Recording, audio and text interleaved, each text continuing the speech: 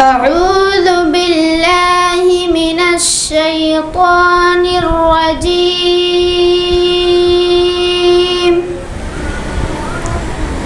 بسم الله الرحمن الرحيم.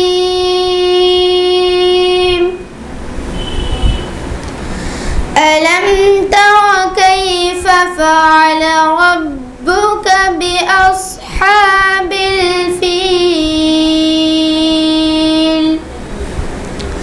ألم يجعل كيدهم في تضليل وأرسل عليهم طيرا أبابيل ترميهم بحجارة من سجيل فجعلهم كعصف مأكول.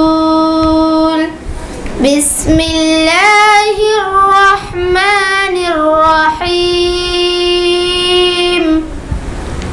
لإيلاف قريش إيلافهم رحلة الشتاء والصيف فليعبدوا رب هذا البيت الذي أطعمهم من جوع وآمنهم من خوف. صدق الله العظيم.